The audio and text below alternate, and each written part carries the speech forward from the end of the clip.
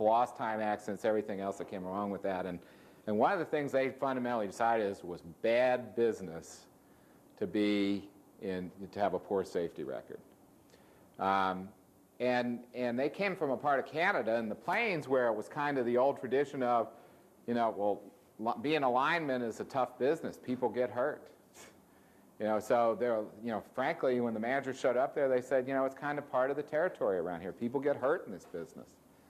Well, there's a hell of an attitude. The idea is kind of like a badge of courage of, yeah, we're going to get hurt because we're in a dangerous business here. So they decided that was totally unacceptable. The next thing they decided was unacceptable was outages. The idea that the equipment's going to break down all the time and we're just going to get there and patch it up with some spit and baling wire and get it going and keep it going to the next time, because that was kind of the attitude around there. They decided that was a lousy way to do business. The last thing they decided, I think, was pretty unique. Because they got thinking about it, they really looked at just what work environment are we in here. And, I don't know if any of you have been to Sault Ste. Marie, but one of the things they recognized is that, and this is a theme I've heard over and over again, in terms of utility workers, and you probably don't think about that so much in Seattle, Washington, but in Sault Ste. Marie, the wage scale that utility workers make in general is a pretty good living wage. In fact, if you looked at the alternative of utility workers at Sault Ste. Marie versus what you could make in the alternative forms of employment, like paper mills or logging or other stuff, they were about one of the best payers in the community. So one of the things they just fundamentally decided is, we pay a good living wage here, we're going to have very high expectations for that too. But I think one of their success factors they had was the fact that the whole idea that any time the equipment isn't working, the replacement power cost is very, very high. There's an immediate financial impact to our company anytime our stuff doesn't work. So it was that kind of background that really set the stage for how they set their workforce up. What they do, I'll jump you ahead now to the way they look in 1995, because they had the classic hierarchical organization, a maintenance supervisor, he had a mechanical craft, an electrical craft. They did all the classic, the way the business has always kind of looked. The way they look right now and how they got, after a lot of training and time and attention and a move to, what is in effect the same kind of self-directed teams that Southern California Edison's doing, they have one manager who sits here in the Sioux. They have one manager who sits about 90 miles up the road, up this 130-mile stretch here. And they have about 20 maintenance people split between these two work centers.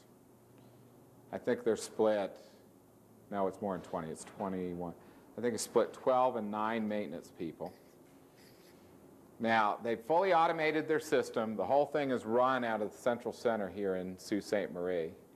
What they have is about 21 operator maintainers that do everything that's required in these far-flung stations, whether it be, go check out an alarm, go do a preventive maintenance, up to and including the annual outages or the biannual outages that they're doing on all these units and everything in between.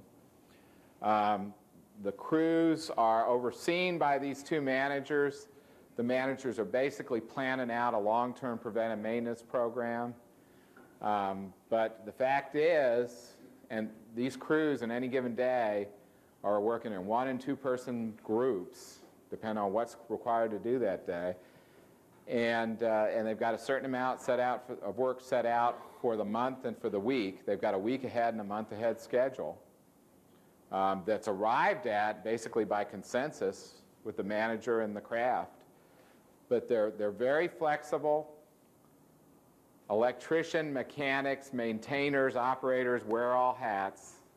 And on any given day, they go out and they do whatever's required in that station or set of stations that they work at in that day.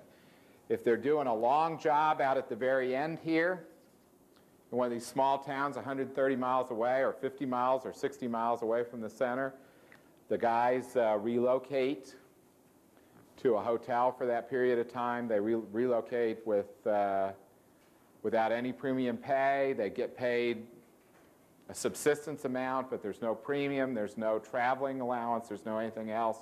They just take that as part of the job. Where they've been able to get in the last year is they're using a maintenance management system that does the week ahead, month ahead look, and every craft has been given the training to log on the computer and see what the schedule looks like and put in the results of the particular job they worked on that day. So they've got the craft actually touching computers and doing their work, both getting their jobs off and putting the results back into the computer and reporting their time through those things. So they're pretty advanced in terms of how far into the workforce they've been able to implement their maintenance management system. I know I'm forgetting something here. There's one other one. Oh, the actual skilling and training of these folks. They started off with classic mechanical, electrical crafts and trades. What they decided to do when they moved to operator maintainers, they were both mechanical and electrical skilled, is they took those individual job positions and upgraded the classification to a higher paid, more generic classification. And then the electricians had to certify in the mechanical trades, the mechanics had to certify in the electrical trades, but eventually got trained and certified in the dual ticket and got paid more for that. The other thing they decided to do, and this sent a very strong message to the guys that they would invest in them and they would train them. The other decision they made in 1991 is they would never hire anybody in the door again, new hire, without at least an associate's degree, which sent the message to the people who were already in place: we want very skilled people, we'll train you up to that level, but there will never be another new hire for these very skilled positions that's not an associate's degree or above, and they paid them accordingly. So that kind of starts to get to your question of what happens when the environment gets more complex. Because basically what's real different about this from the other is there's a fair amount of things like material ordering and expediting and everything else. What they've decided to do to make that at first, they basically had those guys chasing all that stuff themselves. What they've done to support these guys now that they moved to maintenance management system is for planned work, they've got job planners who have been pulled out of these jobs. Instead of having 24 people, they've got 21, and they've got 3 people doing job planning, getting all the materials lined up, making sure they can take that station out on the day they need to be able to take it out, and doing all the pre-job planning and setup.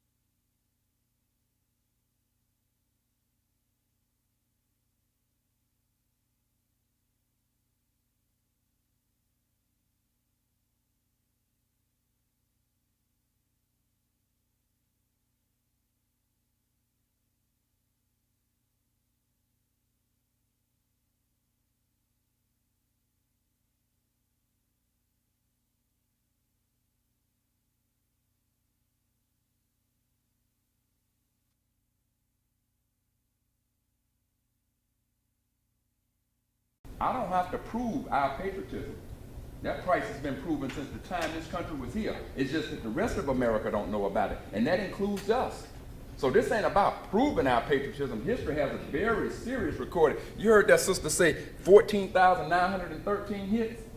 That's just a part of it. So let me show you how history does it. And this is just to be a simple example. These are the textbooks that many of us learn and our children learn from. This one's copyrighted in 1994. Listen to what it says by Crispus Attucks. The soldiers thereupon fired their muskets. 5 men, including Attucks, were killed and 3 were wounded. So who was the first to die? We don't know. It was 5 men. It's a piece of crap book. 1990. We're going to start from the present. We're going to go back. The further you get away from the truth, the bigger the lie becomes. Look at Cleopatra. Elizabeth, the 3 Musketeers.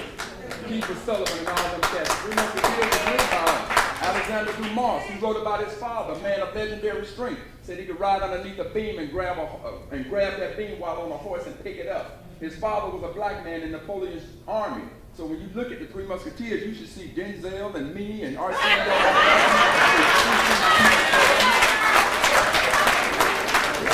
But that's what they'll do with history. Now, I know some of you thinking that's his opinion. Well, I'm going to show you. See, right there it says 5 men including Attucks. That's 1994. Look at the 1990 version.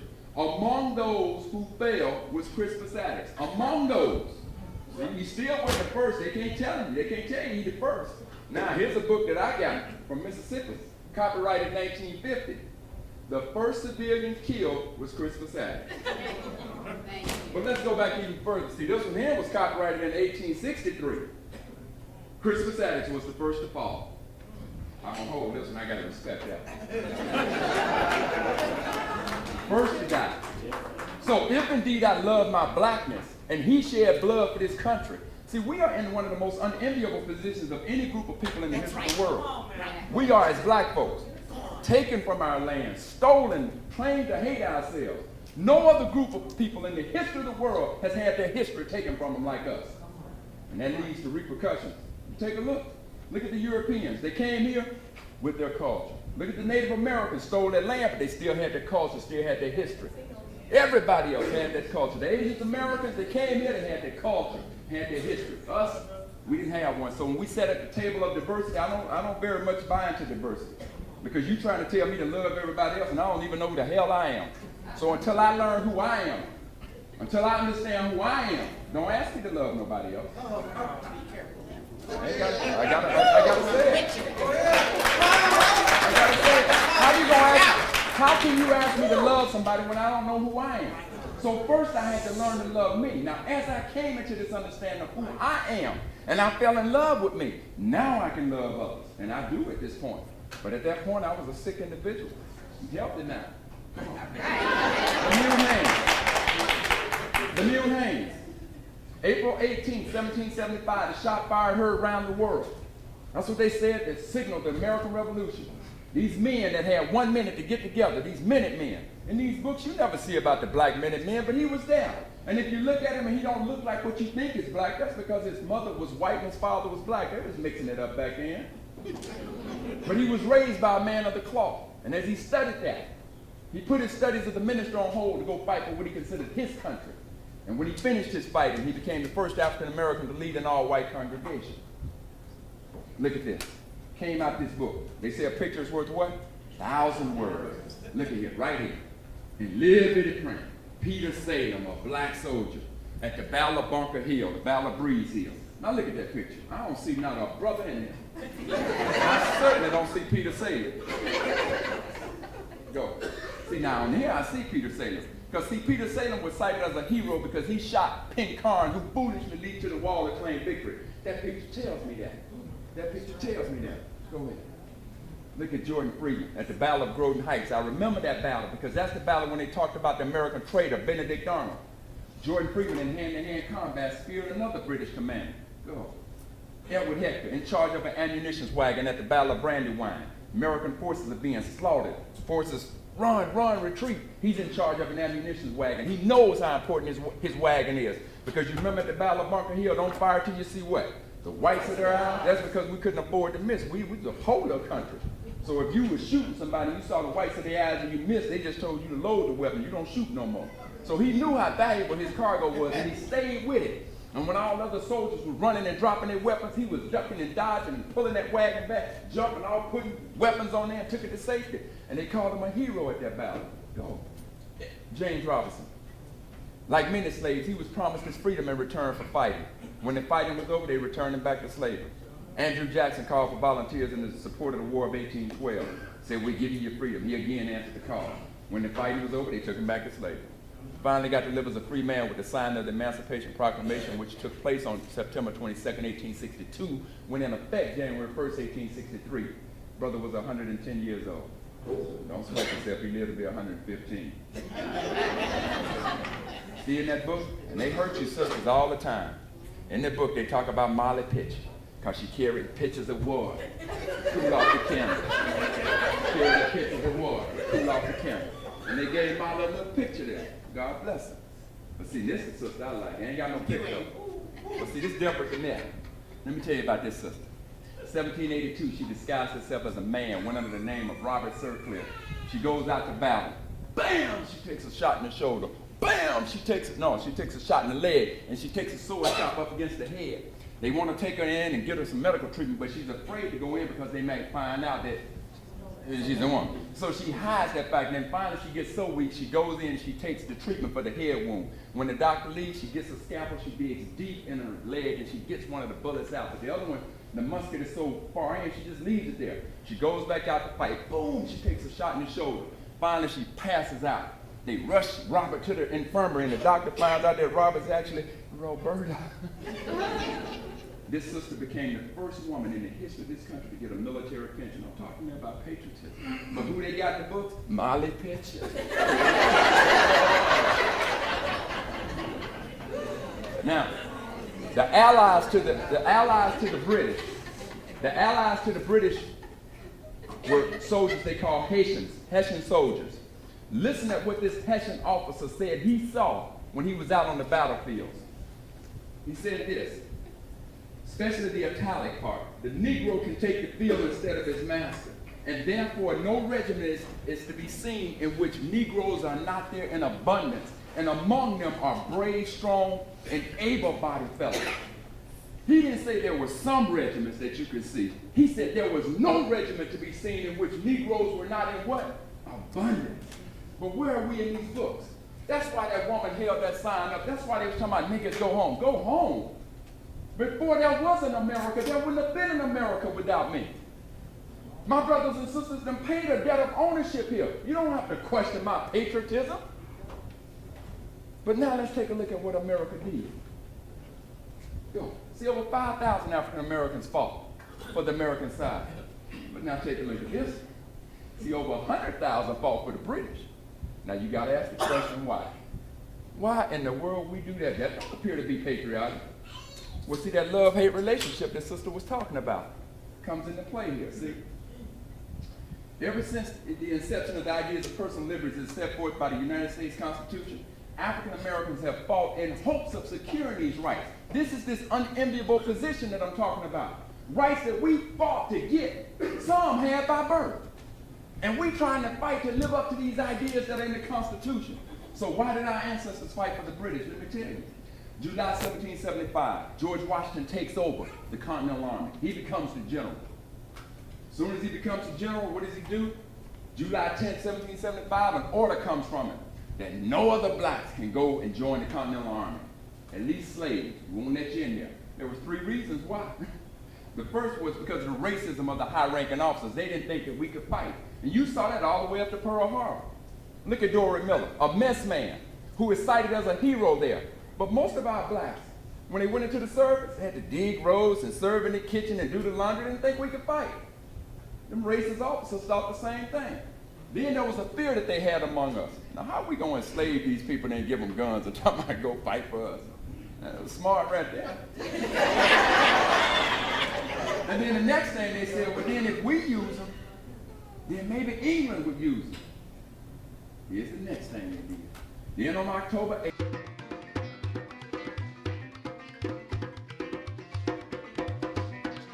yeah, yeah, yeah,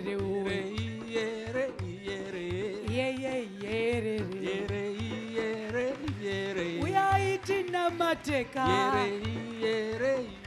nyika dzapera ore aiwaiwa ngechirwere ma ona uyaiti namatewo yeyeye aiwaiwa ngati namatewo nemo yeye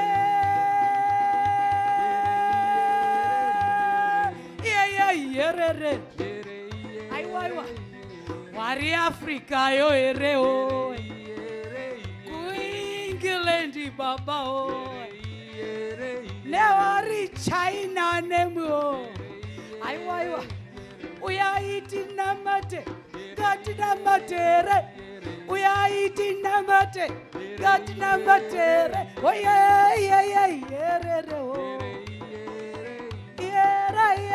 yerere o ande o yere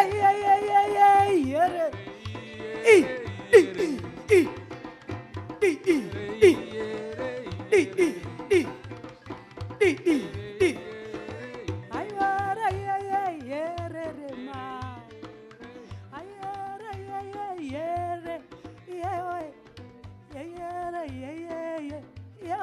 mai yere God. Ay, oh, yeah.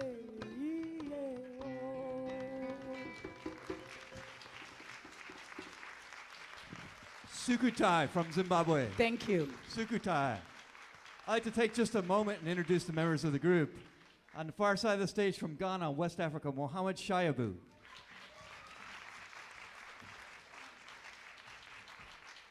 Tendai Meir on percussion today. And we're so fortunate. Every once in a while, we convince Nabi Camara to come down and play with us and sit in. So just sitting in today on a few tunes from Guinea, Africa, Mr. Nabi Camara. And I would like to say, everybody up here pretty much has their own musical projects going on aside from Maya Soleil Traditions. This group is actually an ensemble of people that come together once